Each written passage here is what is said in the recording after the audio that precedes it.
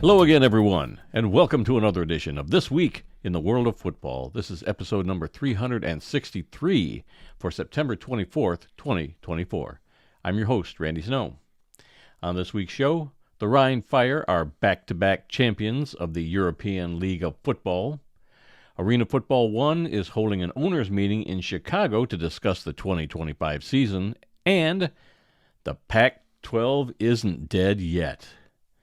But I'm not here all by myself. Across the table from me, as always, is my son, Adam. Hello there, everybody. Man, what a weekend we've watched. NFL football. Yep. We watched CFL football. Yep. We watched college football. Yep. We even went and watched high school football this We past did. weekend. And I don't know how deep into that you want to get, but... Well, we've been talking about going to see the high school where you and all your brothers and sisters went. They put up a new stadium last year. They've been trying for years around here to pass a millage, kept getting voted down every year. I think one year it failed by 3 votes, and they just been trying. It finally got passed a few years ago. They finished the stadium last fall, played one game in it. Right, the weekend we went down for Aaron's wedding. Yeah. One made game, me mad. but it rained like a son of a gun, so I'm glad we weren't here for that.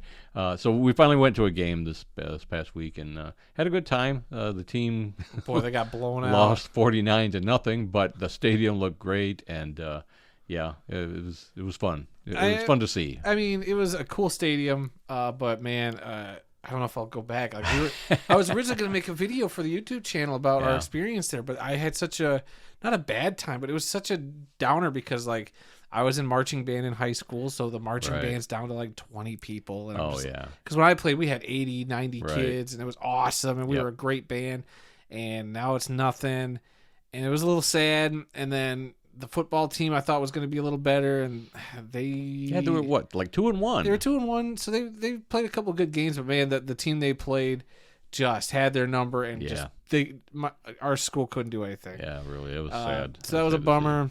And so we recorded some stuff, and I don't know. I sat there during the game. I was like, I'm just too down in the dumps. It's too depressing. I didn't want to turn it into a big negative video. Yeah. I was really bummed about it. But I mean, we had a decent time, just you and me chilling and experiencing some of their, they got a new concession stand, all that. Yep. And it's a nice facility. Sure is. I don't know. I don't know when I'll go back. Well, we've been wanting to do that, and we finally did. So check off that square. Yes, sir. All right. We come to you each week from the fabulous World of Football Man Cave, located right here in the center of the football world. That'd be Kalamazoo, Michigan. We're here to promote the game of football in all its many forms, past, present, and future. Our goal is to educate, inform, and entertain our listeners with the glorious buffet that is the world of football. All this while keeping a close eye on the rich history of the game. Thanks for checking out our podcast. We'd love to get your feedback on one of our many platforms: Apple Podcasts, SoundCloud, TuneIn, Spotify, iHeartRadio, and Amazon Music. So you can simply ask your Alexa device to play the World of Football podcast. We also have timestamps down in the descriptions of both the podcast and many of our YouTube videos, so you can go right to the topics you really want to listen to. You can also find our podcast in its full audio form on our YouTube channel. Just search for The World of Football Kalamazoo or use the handle @The World of Football in the YouTube search bar. We have over 400 videos on our YouTube channel, including CFL Week 15 recap, which we posted last week, and we're getting ready to do Week 16's recap probably tomorrow. You also had a new edition of Just Lying Around, Lions versus Cardinals recap, which I think just got posted, this morning? Last night. Last night? Okay. Yeah. Kyle and I did that, yep. So we'll have a Week 16 recap in the CFL coming up soon, and another Just Lying Around after the Seahawks game. That would probably be the day after the game, since Tuesday it's a Monday or Wednesday, night football. yeah, because our schedule will be weird because Tuesdays is dedicated to this and the picks. Yep. So I don't know when we're going to be able to fit Kyle in, so we might not talk about it until Wednesday. Yeah. It's going to be a crazy week next week. Yeah, it kind of ruins everything when Detroit's on a Monday night game, but they've played well on primetime games the last couple of years. They're going to debut those black uniforms on Monday night. Supposedly. So. No, I know. They posted it everywhere, so it's going to happen. And we've got our weekly NFL picks for Week 4 coming up that we're going to record later on tonight, so be looking for that too. All right, well, let's begin our weekly tour around the world of football, and we start off this week across the pond to bring you the results of the 2024 European League of Football Championship game. That's right. All right. Am I doing this one? I don't know. We didn't really decide who was going to do it. We shuffled the script around to put the championship game first. You take it. I'll read this one. All right. On Sunday, since you watched the highlights and everything. No, I did not watch the highlights. Of course you did. You did. I did. Let's see. On Sunday, it was the Rhein Fire defeating the Vienna Vikings 51-20. Actually found out this game was played in Germany. That's the first time, because they kept saying the city or the stadium, and I couldn't tell where it was because it was just a name that was about a foot long. But it was played in Germany, and this was the first loss of the season for the Vienna Vikings. They were 13-0 going into this game. I kind of thought they were going to win this. I know you thought they'd win. I thought there was something about the Fire trying to go back to back, and you were right. Sure enough, they did. Yep. If you watch the highlights from this, I thought they'd be a little longer highlight package because it's the championship game. Right. A lot of points scored too. But I mean, the Fire scored 23 points in the second quarter. They were lighting it up. I mean, Vienna's the first team to go in and score. So they opened the scoring up, and I think they missed the extra point. I don't know if they went for two or if they just missed a field goal, but they were up 6-0. Then the Rhein Fire kind of got in there and just kept scoring. A couple of costly turnovers for the Vienna Vikings essentially kind of led to the Fire capitalizing and getting some more points. But the MVP of the game, Jadarian, I want to say Jadarian. Yeah, Jadarian Clark. Yep. He was named MVP of the game. He went 20 of 27 for 276 yards and 3 touchdowns. There was a couple of those touchdown passes that were absolute lasers. There was one in particular that I have no idea how the receiver caught the ball in such a manner. He had a dude draped all over him and still cradled it and caught it, and it was awesome. Wow. And in front of a record crowd too. They broke the record for the biggest crowd in ELF history with 41,364 spectators at the game. If you watch the highlights, they do show a lot of the fans, and it's so cool to see how into it these fans are. Oh, yeah. So, I mean, they've been building something special over there with the ELF. I'm so glad we covered them this year. Yeah.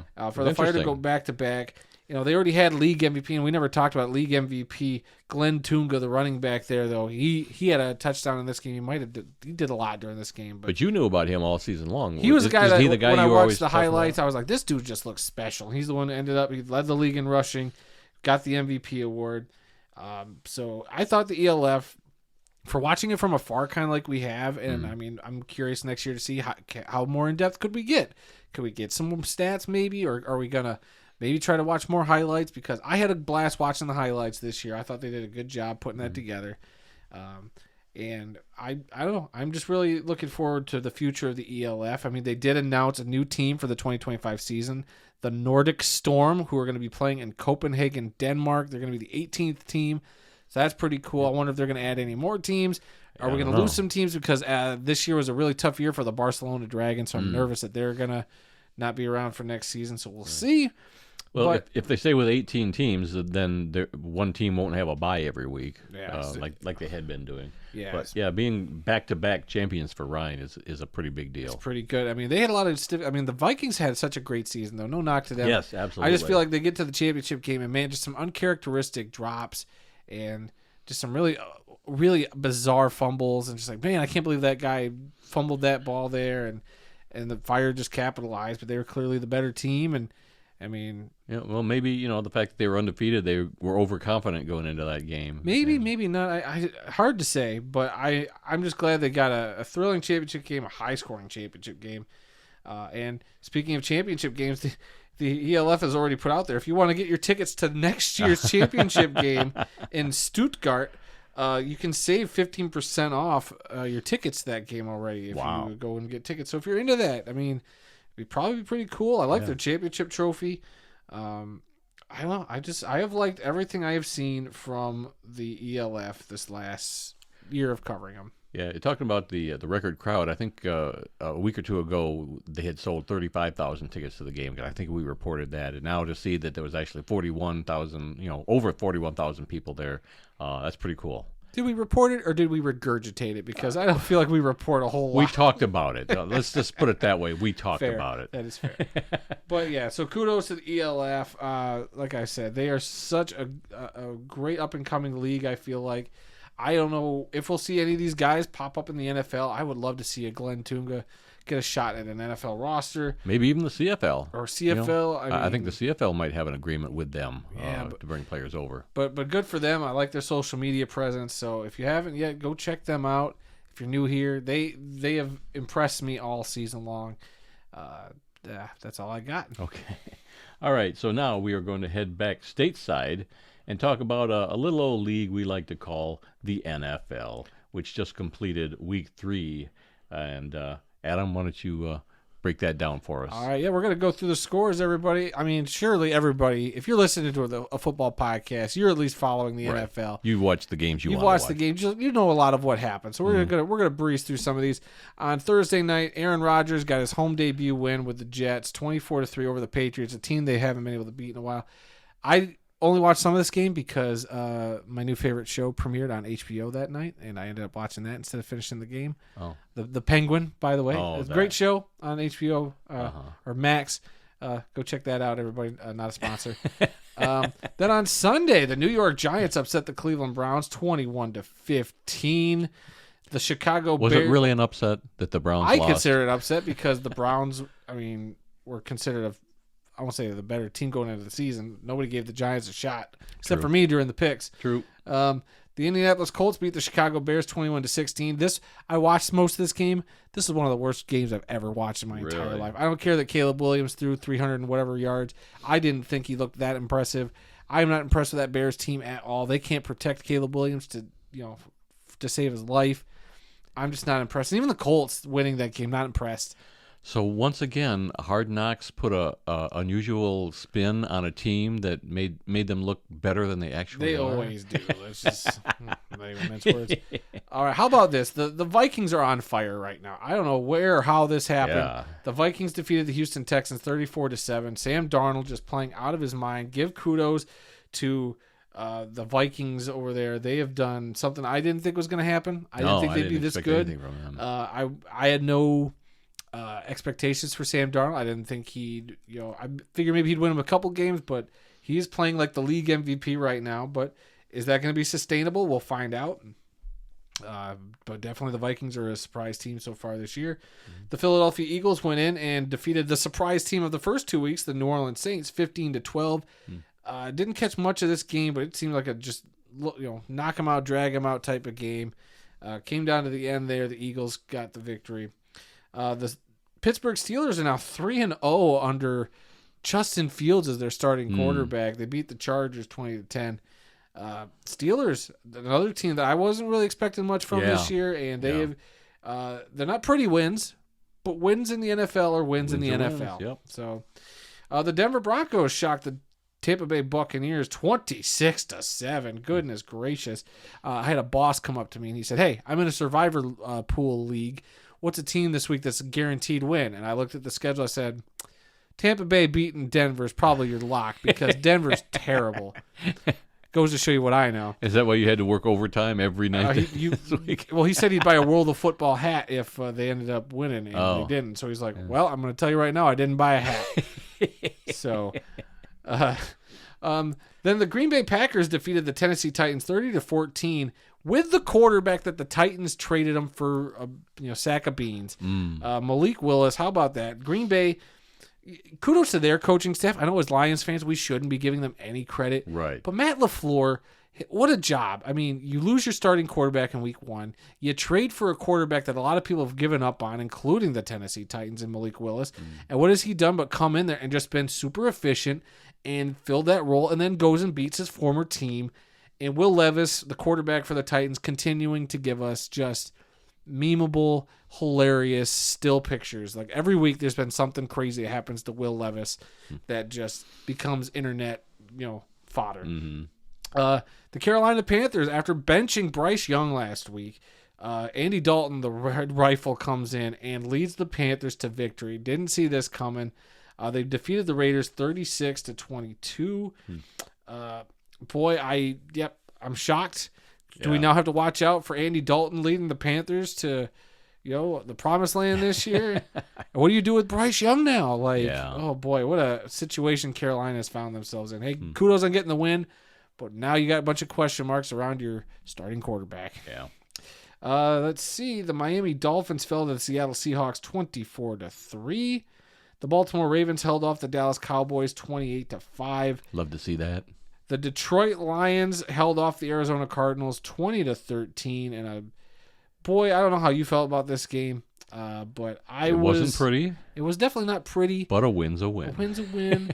Only 3 points scored in the whole second half of this game. Yeah, by the Cardinals. I mean, that Lions defense has definitely gotten better. Yeah. For whatever reason, the second half, the Lions offense just stuttered and sputtered and couldn't do nothing. Yeah, they just wanted to run it. And, they were up, and I don't know, it's like they just said, well, we don't need to score anymore as long as we can keep them out of the end zone. It worked this time, but it has not worked before. No, but you definitely texted me during the game, our whole group chat, when the hook and ladder play happened. Oh, that was awesome. I mean, I absolutely lost my mind for that play. Awesome. And then I lost my mind for David Montgomery getting 6 yards without having a toe on the ground. Yeah, getting picked up. He's laughing. What a great, That was another great highlight. That was a great highlight. And then the stat line for Jahmyr Gibbs, 0 catches for 20 yards and a touchdown. Right, yeah. Because of that hook and ladder play. Yeah. What a crazy game. Yeah, because technically that was a lateral whatever. Yeah, so he doesn't technically get a catch out right. of it. Just absolutely great. Yeah, that was a fun play. Then the controversy with the 2-minute warning, that happened during the game. Yeah, that was weird. So, I mean, I don't know. I'm confident that my Lions team is good, but I'm nervous that the offense is just getting stagnant. Like they play a good half, and then it's like they don't know how to really keep that momentum going. Right.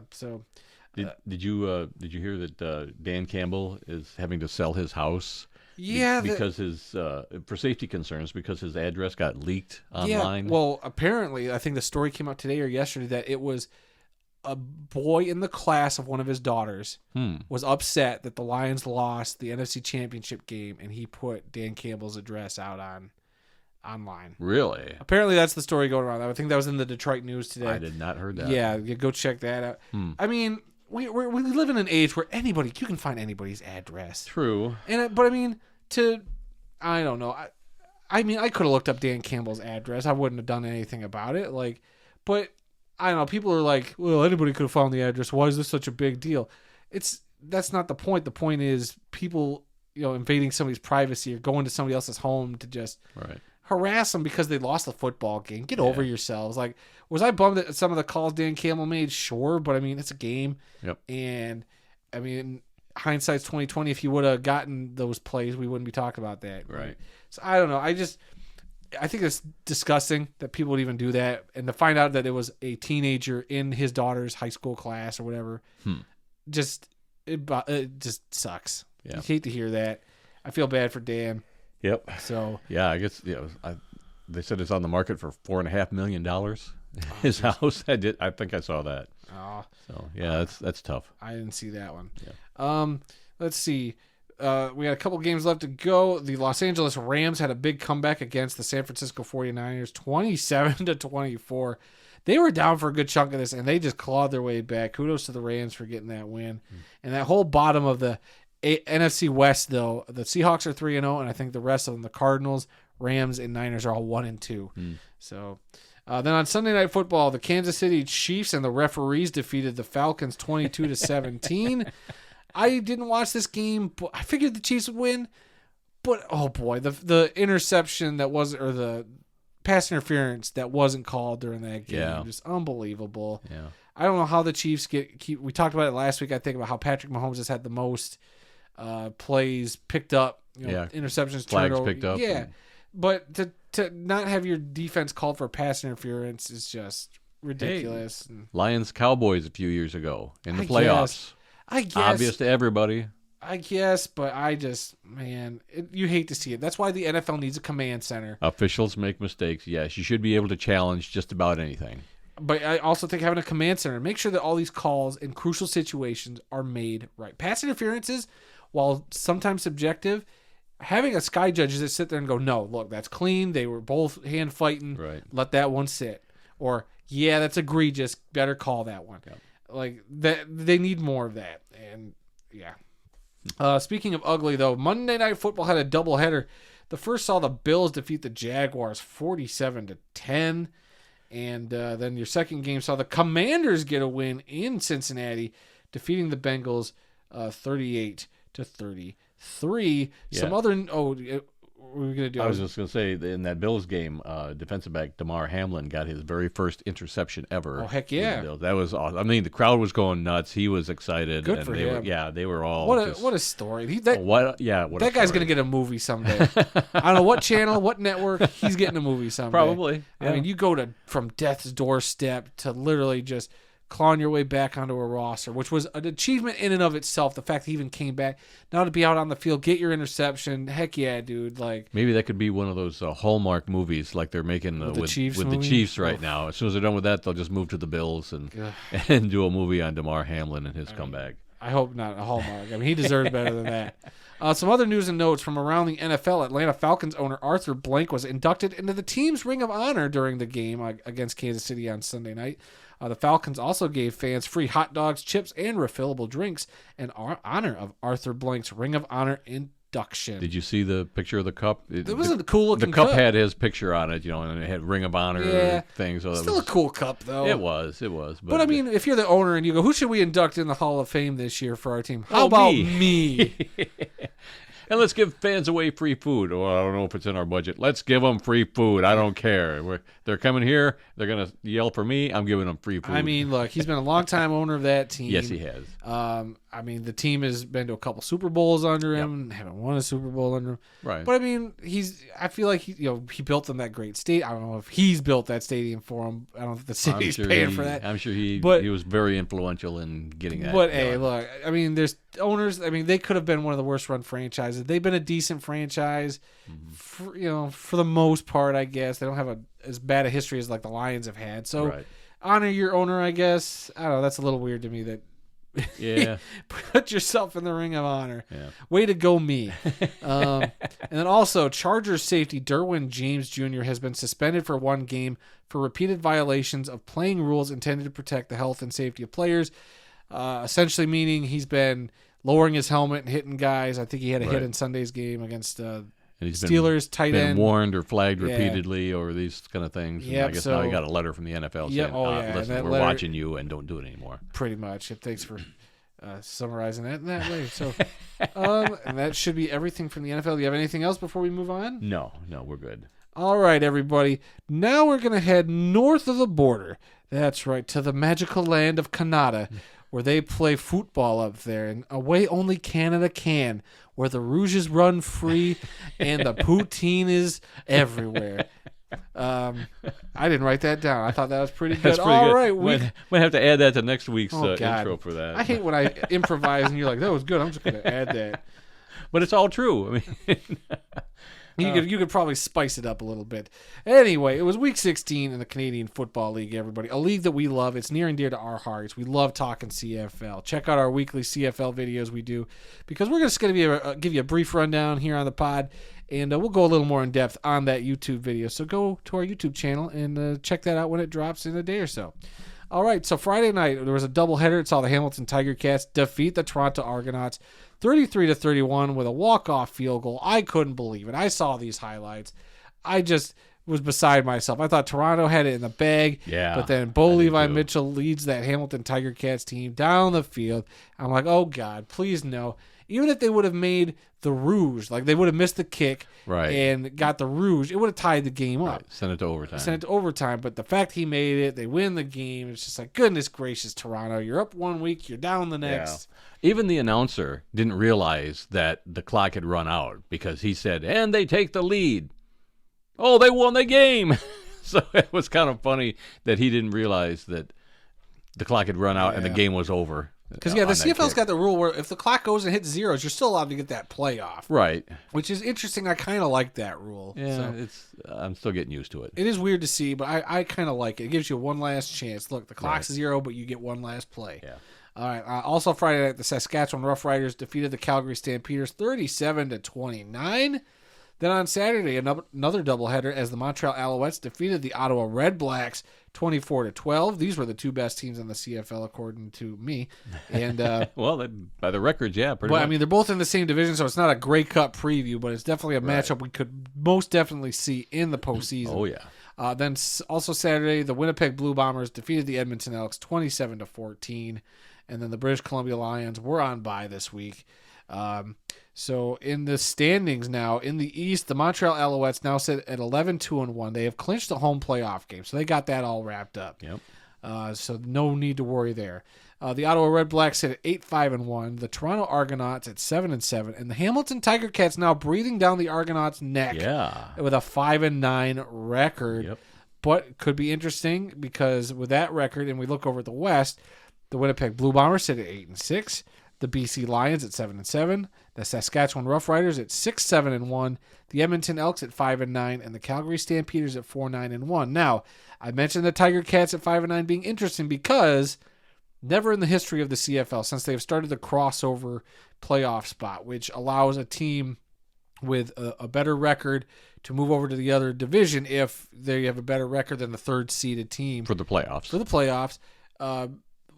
It's never happened an East team going to the West. It's always the West going to the East because they have one more team. West's got 5 teams, East got 4, and they're better. And Hamilton at 5-9 is now just a little bit behind Saskatchewan, 6-7-1. Same record as Edmonton. So a lot of interesting stuff could happen here to get Hamilton into the playoffs. Yeah, really. Even if it's not in the East, which I would just absolutely love and think would be a lot of fun to see. You love chaos. I love chaos, but I mean, I just love the CFL letting in the best teams. Sure. And if that means that the Tiger Cats are getting hot at the right time, I would love to see the Tiger Cats go over and play a BC Lions or a whatever team they would have to face over in that West Division. It makes things a lot interesting. But I mean, I would also love the Edmonton Elks to make it into the playoffs. Oh, yeah. After the couple of years they've had since changing their name, a lot of the turmoil.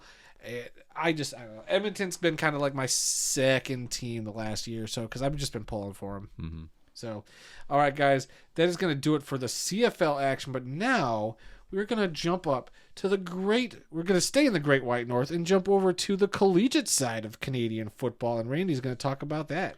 Yes, it's USPORTS football, university sports up there. Their version of the NCAA. Got some random scores from USPORTS. The St.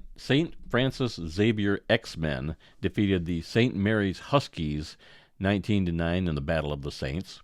It was the York Lions over the Toronto Varsity Blues 19-17. This was actually the first win for York since October 11th of 2019. Man, they've been on a losing streak the last few years, but they finally got a win this past weekend. Congratulations to them. And finally, the Bishop's Gators shut out the Mount Allison Mounties 62-0 up there. And then in the Canadian Junior Football League, the St. Clair Saints shut out the London Beefeaters 68-0.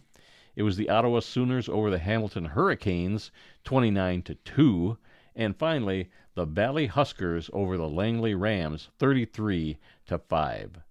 And now it's off to the Far East, where our man in Japan, Greg St. James, has the week 3 scores from the land of the rising sun. From the Gridiron Japan studios here in southwestern Japan, this is Greg St. James with week 4 scores in the X League. Our first game, we had the Tenai Deers 42-9 over the Mitsubishi Club Triax. We had the Penta Ocean Pirates 19-0 over Bulls FC. We are now 2 games into the season with Bulls, and they have yet to score a touchdown. Next up, we had the Tokyo Metropolitan Police Department Eagles 9-3 over the Blue Thunders in a game where not one touchdown was scored. We've got all field goals in this game, pure defensive battle.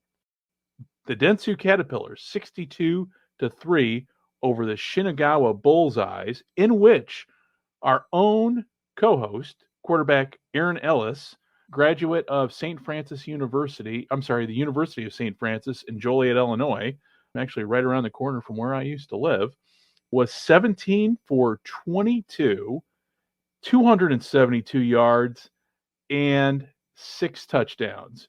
I like to say he ties Bob Greasy's all-time game record there with Bob Greasy back in 1977, throwing for 6 touchdowns on Thanksgiving Day against the St. Louis Cardinals in what was the first NFL game that I ever saw at age 10. Congrats to Aaron, and 62-3 over the Shinagawa Bullseyes. Yeah, I'm very happy to see Aaron get those fantasy points, as we like to tease them amongst ourselves, amongst BJ, John, and Zach. So, and lastly, here we had the Triaxis J Stars 24-20 over the Nagoya Cyclones. These are the Week 4 scores in the X League. Now, for reference, the X League is composed. The scores that I report for the World of Football are both for the top level, the Super, and the second division, the area. This week's scores are for the area. Each league plays every other week. So every team has a bye. That's just kind of how it works here in Japan with football. With club football, the teams play every other week. It means a lot down the road for a lot of these players in terms of their longevity and not having to put their body through a lot of stress and pain and everything. Having a bye week definitely helps health-wise and extends careers. So with all that said here, I'm running over my time limit, so I apologize. Back to you, Randy and Adam. And hey, listen, one last thing here. Congrats on the Lions win over my Cardinals. Okay, with all that said, for those of you who are interested in learning more about the gridiron game here in Japan, you can go to gridironjapan.jp, or you can just simply type in Gridiron Japan in any search engine, and that should get you to every platform that we are on, including our websites. With all that said, back to you guys, and we'll talk to you all next week. Thanks a lot, Greg. We appreciate your reports every week from the land of the rising sun. Yep, and again, I will work on that intro video. How's that intro coming? Man, you bug me about You've been busy. You really have. I have seriously just have had no time. I'm going to sit down one of these nights. I said that last week, too. I'm going to sit down, and I'm going to work on it, because I want to get it done, because I have a great idea in my head, and I got to get it together. That's fine. So we appreciate Greg, and yep, I promise I will get that. I won't say next week, but soon. Just in case. Okay. Just in case. All right. And now we head back stateside to cover scores in our college football. And this is week 4 in college football. We're going to start with the top 10 scores. Number 1, Texas over the University of Louisiana Monroe, 51-3. Quarterback Arch Manning got the start in this game. Gee, isn't that nice? He's a sophomore this year, number 1 team in the country, and he's out there winning a game 51-3. Yeah. Can life get any better for the Mannings? I mean, he said he wants to play all his time at Texas. He wants to go all the way through his senior year and develop and all that, which talk is good, but man, if that NFL door starts a knocking. He's probably making so much NIL money right now. He doesn't need to he's probably already got a tax accountant to handle all that money coming in left and right. Oh, I'm sure Uncle Peyton's helping him out with that. Here, I know a guy. Here's his card. Let's see. Number 2, Georgia was on a bye this week. Number 3, Ohio State over Marshall, 49-14. Alabama at number 4 was on a bye. Number 5, Ole Miss over Georgia Southern, 52-13. It was number 6, Tennessee over number 15, Oklahoma, 25-12. Number 7, Missouri over Vanderbilt, 30-27 in 2 overtimes. Number 8, Miami of Florida over South Florida, 50-15. Number 9, Oregon was on a bye. And number 10, Penn State shut out Kent State, 56-0. I think Kent State has lost to a couple of Big Ten teams, and they've been shut out in just about every game. I'd have to go back and look at it, but it just seems like every week it's Kent State being shut out by a Big Ten team. Yeah, you hate to see it. I know it. Let's see. Upsets, shutouts, blowouts, and more. Number 18, Michigan upset number 11, USC, 27-24. I'm sure Kyle was all into that game. So over the weekend, Aaron, his wife, had a kind of welcome home party. Right. You and I were there at different times, but when I got down there, Kyle was watching the game on his was phone. He? On his phone, okay. We also caught him inside, just not sitting on the couch, standing up watching the game. I ended up, when I left, he left before I did, but I'm sure he was driving home watching it on his phone. I did the same, watched the end of that game. Man, oh man, I didn't think Michigan was going to be able to pull it out there. They did. Welcome to the Big Ten USC, I guess. That ground, because Michigan only threw 36 yards passing during that game. Wow, which is absolutely crazy. And they ran for a couple hundred yards on that USC team. yeah, a little bit of a shock, but I mean, Michigan proves that they still got some thumpers on that team. Yep. So we'll see. This playoff race is going to be interesting this year. I'm very excited to see how this all folds up. Yep, it will be interesting to say the least. All right, BYU upset number 13 Kansas State 38-9. Buffalo upset number 23 Northern Illinois 23-20 in overtime. Oh, what a bummer! My one hope for some like absolute peak chaos of a MAC team maybe hosting a college playoff game tarnished 3 or 4 weeks into the season. Yeah, you would think with Northern Illinois being ranked number 23, they could have won another game since they beat Notre Dame last week.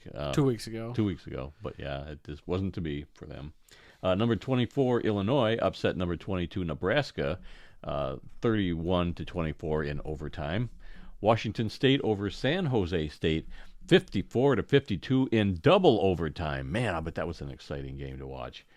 Colorado over Baylor 38-31 in overtime. The Hail Mary to even get this game tied up. Look, I'm not a big Shedeur Sanders fan. Right.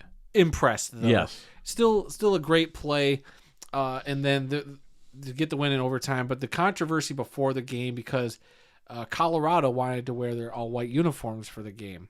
But Baylor wanted to wear their all-white uniforms for the game. So everybody was like, oh, are both teams going to wear all-white? That'll be weird. But according to the rules, since the away team is given they have to wear white, Colorado essentially had to get permission from Baylor to wear white, and Baylor was like, nah, we're going to wear all white. Okay. I just thought that was funny. And then, I hadn't heard that. And then Colorado took it out on them by getting a win. In overtime.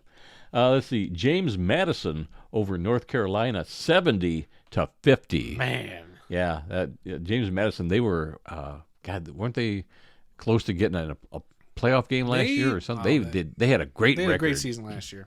So, yeah, it doesn't surprise me that they can put up those kind of numbers. It was Pittsburgh over Youngstown State 73-17. SMU over TCU 60-42. 66-42. Oh, 66-42. You're Don't right. forget that last 6 points. Yep. All right, it's Indiana over UNC Charlotte 52-14. South Carolina over Akron 50-7. Eastern Michigan shut out FCS school St. Francis 36-0. Cincinnati shut out Houston 34-0. And then Minnesota defeated Iowa 31-14. This was the Floyd of Rosedale Trophy game, Randy. Why don't you talk about that? Yeah, Floyd of Rosedale. If you're not familiar with this, Minnesota lost the game to Iowa last year, so they got it back this year. So the trophy is back in Minnesota. The Golden Gophers have won the trophy 9 out of the last 10 years. Excuse me. The trophy dates back to 1935, and originally it was. Jeez. Are you dying over there? Take another drink of so. water. Goodness gracious. He took a drink of water. I recovered for him, and then he looked okay, and he's still dying. Yeah. Okay, I'm back. Back from the dead. Let's see. Are you sure? Where was I? Good Lord, you look like you need another drink of water. We'll find out here. Originally, back in 1935, it was a live Hampshire pig that the governor of one state gave to the other for the winning of the game. But now, the very next year, in 1936, they replaced the live pig with a Oh my goodness. 98-pound. Hi, Kyle, are you there? No, I think we need you to bring a katana over and put Randy out of his misery. With a 98-pound, bro. Jeez. Hurry up, Kyle. It's A getting 98-pound bronze trophy pig. And that's still used today. My goodness. Woo. What a struggle just to get through that. I think I need something more than water. I need some soda pop or something. Goodness gracious. Here, take a Yeah, a drink little of bit that. left in Goodness gracious. Oh, my gosh. I don't know what your problem is. All right, guys, we're don't going to move know. on while Randy's over there suffering, and we're just going to keep things moving. We're going to talk about the military academies. It was Army over Rice 37-14, and Navy over Memphis 56-44, while the Air Force was on a bye this week. And the big story out of college football this week seems that the Pac-12 is not dead yet. They announced that they are going to be adding Boise State, Colorado State, San Diego State, Utah State, and Fresno State starting in 2026, all from that Mountain West Conference. Oregon State and Washington State are the only two current members. More schools will be considered in the future, but today we were talking before we started recording that there seems to be some sort of lawsuit or something going on with this. Yeah, there's the Mountain West is trying to, say that the Pac-12 has been poaching their teams or something. I don't know. There's some kind of legal action between the two schools because of this going on. But don't you see a pattern here? All the teams in the Pac-12 now are all a state team. Yeah. Boise State, the Colorado state of State, Fresno, San Diego State, yeah. The state of Boise. Yep. But they all have state in their name. It's kind of funny, but I just think it's ironic. We'll see what happens. But I thought for sure the Pac-12 was just going to fizzle out and die. But man, they are clinging to whatever they can get now. And no offense to those teams that are supposedly going to join the Pac-12. Mm-hmm. What a sad looking conference that looks like, even with those teams. And I guess there were several Mountain West schools that turned down an invitation to go to the Pac-12. So I don't know. We haven't heard the last of this. I'm sure we haven't. This is just the beginning of this realignment. All right, FCS division. Harvard shut out Stetson 35-0. Nichols shut out Mississippi Valley 66-0, and Idaho defeated Abilene Christian 27-24. In Division 2, it was Alma over Northern Michigan 44-27. Slippery Rock over Shippensburg 33-7, and Valdosta State shut out Erskine, I'm not sure how you pronounce that, 73-0. In Division 3, MIT shuts out Alfred State 20-0. Kalamazoo College right here in town shut out Manchester 55-0. And Lakeland defeated Concordia of Chicago. I don't know if it's of Chicago or Concordia, Chicago, 66-61. Another high-scoring game that probably came down to the very end. Let's see. In NAIA, St. Francis of Indiana over Siena Heights 32-10. Marion squeaked by Lawrence of Texas. Lawrence Tech. Oh my God! Between my throat and my eyes, I can't see today. Marion squeaked by Lawrence Tech, 24-23, and Bethany of Kansas over Sterling, 35-14.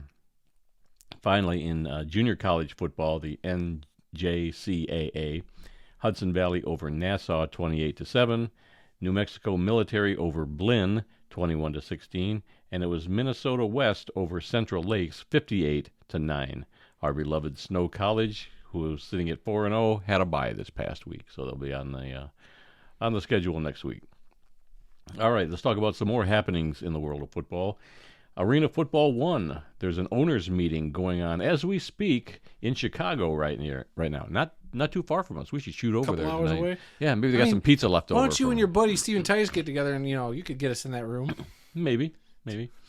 But according to a post by the Orlando Predators, the teams will be split into an East and West division. 12 regular season games this year, up from 10 last year. 6 teams will make the playoffs, the same as last year, and they're going to have an expansion draft for the so far 3 expansion teams that have been put out there. And I think every team gets to protect 15 players, and then the rest. I'm not sure how many they'd be picking from each team, but they can protect 15. So yeah. And like I said, they've already announced 3 expansion teams, the Stockton Crusaders, a team in Wilkes-Barre, Pennsylvania that doesn't have a name yet, and the Monterey Kings in Mexico. And the scuttlebutt is the 12th team is going to be the Arizona Bandits. This has come from a couple of different sources. I saw a video where one of the Albany Empire peoples basically said that's going to be... I'm sorry. The Firebirds basically came out and said that Arizona is going to be the 12th team. Now, I don't know if they're going to have more than 12 teams. I'm thinking they may throw a Toronto team in there again. I don't know. I have no... It's just my thought. I don't know. We should probably be be finding out some information this week, especially if they're having their owners meeting. So I'm sure they're just dotting some T's and crossing some I's and all that. And we'll probably hear some more news this week. Yeah, I think that Arizona team is going to be announced either today or tomorrow. We'll hear that for sure from the AF1. But the other thing that you just added to this was, is the Arena Football League still alive? Now, the AF1 is basically all the teams and all the front staff people that came from last year's Arena Football League to form a new league. Yep. But if you go to the Arena Football League website, it says that they have information on the 2025 season coming soon. Yeah, so that's been kind of. I don't believe it. I don't know if I believe it either. With all the drama we heard about that, the ownership group, G6 Sports, and how they Right. ran things, I don't think it's going to happen. Yeah. I don't know what teams in their right minds would want to join an entity like that has caused 8 teams to form their own league. Right. I don't think the teams that were in the league last year, the ones that folded, will want to go back to that I league. doubt it. If they folded, they're done. It would have to be, like you were saying, some of these AAF2 Like teams. rinky-dink little teams like Peach State Cats. yeah, we joked and, about the Peach State Cats joining the new Arena football or the Arena football. I don't see it happening. No. You made a good point. Maybe this will just be a thing where the owners of the name of the Arena Football League hold out for a little while, try to put something together. Nothing's going to materialize, and they just figure sell the name back to the AF1, and maybe the AF1 could go back to being the Arena Right. Football League. Right. Maybe not. Or if AF1 sticks and they are successful, then Right. maybe you got to stay with that branding because Right. the Arena Football League name has just been dragged through the mud for too long now, and we might have to just pull an old Yeller and just take it out back and shoot it because. I would love to see it back as the Arena Football I League. mean, don't get me wrong. I would like it, but at the same time, it's been nothing but a headache. Last year was so bad; it drew the name of the league that we loved Yes. through the absolute mud. Could it be Yes. revived? Sure, but I am almost at the point where I'm like, you know what? Maybe it is time to just. It's left our lives a couple times. Well, It's and it's probably time to just say goodbye. no. Time to no. move on. I say buy it back and maybe just put it in a desk drawer for a couple of years, and then that way nobody else can own it, but you own it, and then eventually in a couple of years, we're gonna go back to that.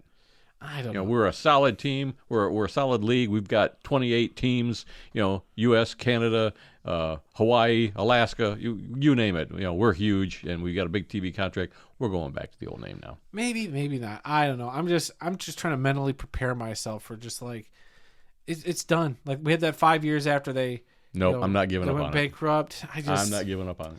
Never thought I'd see him come back. I don't know. We'll see. I reserve the right to change my mind, but right now I'm just like, maybe it's time to just move on. Well, the time right now is the time to move on, but no, I want it back. All right, let's see. Today's birthdays and anniversaries for September 24th. Defensive tackle Mean Joe Green turns 78 today. He played his college football at North Texas. He was the 4th overall pick in the 1969 NFL Draft by the Pittsburgh Steelers. He played 13 NFL seasons, all of them with the Steelers from 1969 to 1981, and he won 4 Super Bowls with the team in the 1970s. He was inducted into the Pro Football Hall of Fame in 1987, but I think he's most known for his Coca-Cola commercial. I mean, you've seen that, haven't you? Oh yeah, classic. Everybody's seen it. It was awesome. I think I heard that he had to drink a bottle straight like that without taking a breath, like 15, 17 times to get that scene right. And but he was also in Smokey and the Bandit 2. I don't know if you remember this. They were on some practice field where a football team was going, and Buford T. Justice come around the sidelines and in his car, and Terry Bradshaw was there talking to the Bandit, and he goes, "Hey Joe, I'm pretty sure it was me, Joe Green." He goes, "Tackle that car," and they came to a screeching halt right in front of him, and he just flipped the car over. He grabbed it and turned it over. I ain't gonna lie. Look, I love the original Smokey and the Bandit parts 2 and 3. I couldn't tell you a darn thing except there was an elephant involved. Yeah, 2 is okay, but the 3 was really bad. So bad that Burt Reynolds didn't even want to be in it. was only in it for a few seconds at the end. Well, whatever. But Mean Joe Green, happy birthday today. And the other one birthday today is running back Eddie George. He turns 51 today. He played his college football at Ohio State and won the Heisman Trophy in 1995. He was the 14th overall pick in the 96 NFL Draft by the Houston Oilers. He played 9 seasons with the Oilers, the Tennessee Oilers, the Tennessee Titans. So 3 teams, all the same team, between 1996 and 2003. And he finished his career with 1 season with the Dallas Cowboys in 2004. All right, now we've got a couple of obituaries. This is where we take a moment and honor those who've made the world of football a better place. The first one is a big one. Eugene Mercury Morris, a running back in the NFL for 8 seasons, has passed away at the age of 77. Morris played college football at West Texas A&M and was selected in the third round of the 1969 NFL Draft by the Miami Dolphins. He played in Miami from 1969 to 1975 and won back-to-back Super Bowls with the team. He was also a member of the 1972 undefeated Dolphins team, of course, that won that second Super Bowl. He finished his playing career with the San Diego Chargers in 1976. All right, our next obituary is that of Kevin Long, a running back in the NFL and the United States Football League, has passed away at the age of 69. Long played college football at South Carolina and was selected in the 7th round of the 1977 NFL Draft by the New York Jets. He played for the Jets from 1977 to 1981. He also played in the USFL for the Chicago Blitz in 1983, the Arizona Wranglers in 1984, and the Arizona Outlaws in 1985. Yeah, when you think about it, those are all three the same teams, too. Yeah. Because Chicago and the Wranglers swapped teams in '84, and then they merged with the Outlaws. So, yeah, he basically played with one team under three different names during his career. All right, another obituary is that of Dwight Harrison, a defensive back and a wide receiver in the NFL for 10 seasons, has passed away at the age of 75. Harrison played college football at Texas A&M Kingston and was selected in the second round of the 1971 NFL Draft by the Denver Broncos. He played for the Broncos in 1971 and 1972. He was traded to the Buffalo Bills during the 1972 season and played in Buffalo from 72 to 77. He also played for the Baltimore Colts in 1978 and 1979, and he finished his playing career with the Oakland Raiders in 1980. Harrison won Super Bowl 15 as a member of the Raiders, so yeah, that was his last game as a pro, was a Super Bowl win. So. Hey, that's got to be the best way to go out. Yeah, really. It doesn't happen a lot for guys. It's not going to get any better than this. I'm out of here. Yeah, not a lot of guys can say they literally went out on top. No, there have been a few, but... There have been a few, but... Yep. You know, like, what is it? But probably 98% of players just don't get to go out like that. Yep. Absolutely. All right. And our final obituary this week is that of Ben Fairbrother, an offensive lineman in the Canadian Football League for 7 seasons, has passed away as a result of a motorcycle accident in Edmonton, Alberta, Canada, at the age of 51. Fairbrother played college football at the University of Calgary and won a Vanier Cup College Football National Championship in 1995. He was the second overall pick in the 1997 CFL Draft by the Saskatchewan Roughriders. He played for the Roughriders from 1997 to 2000, as well as the BC Lions from 2001 to 2003. Fairbrother went on to be the offensive line coach for the Edmonton Wildcats in the Canadian Junior Football League. All right, and finally today, our upcoming events calendar. Sunday, October 6th, it's going to be the Jets versus the Vikings in London, a 9:30 a.m. game on the NFL. That game is turning into probably going to be a good matchup. Yeah. I'm actually kind of looking forward to that. Yep. And then Sunday, October 13th, the Jaguars versus the Bears in London. Again, oh, boy, that's going to be one of the worst games to watch, probably. Well, then there's a third game. Maybe this will redeem them. Sunday, October 20th, the Patriots versus the Jaguars at Wembley Stadium in London. Meh. Saturday, October 26th, the CFL regular season comes to an end. And on Sunday, November 10th, it's the Giants versus the Panthers in Munich, Germany. Now, this game was going to be probably the worst one. But if the Giants get a little better, and if the Panthers are still using Andy Dalton, we might actually have a game, everybody. And finally, on our upcoming events calendar, Sunday, November 17th, the 111th CFL Grey Cup game in Vancouver, where we will be in attendance. That game's sneaking up on us. Oh, I know it. It's going to be here before we know it. God, traveling internationally, the world of football, just... Yeah. Boy, it makes me a little nervous. I flew to Europe once and had to use a passport. This is like 83 or something like that. I went to Italy with my mom to go see where she grew up. But any other time that I've gone out of the country, it's been by car, so I didn't need a passport. So this is only the second time I've ever flown to another country and had to use a passport. That's first time for you. Yeah.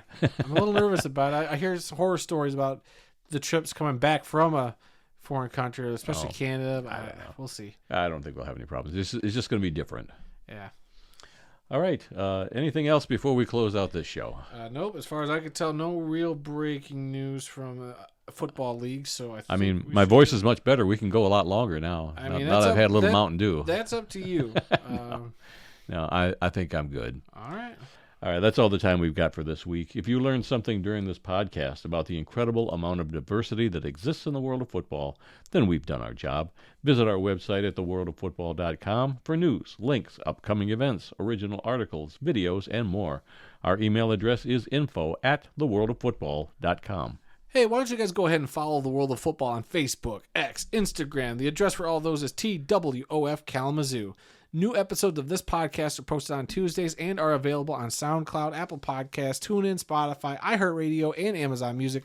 So you can simply ask your Alexa device to play the World of Football podcast to hear us on whatever Alexa devices you may have. You can also find the full audio version of this show on our YouTube channel. Just enter the World of Football Kalamazoo or use the handle at the World of Football in that YouTube search bar to find us. So please spread the word, subscribe, rate, review, give us a like, leave us a comment, let us know what you think, and please come be a part of the football conversation. And remember, folks, some people may love football more than we do, but nobody, and I mean nobody, loves more football than the two of us guys sitting here talking football in Kalamazoo. Until next time, when we'll try and do a better job. Yeah, right.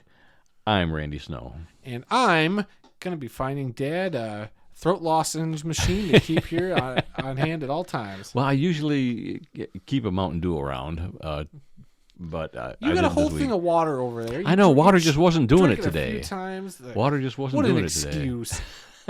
I have to have sody pop. Now I got to have your sody pop. Yeah, my tainted sody pop. We'll see you all next week.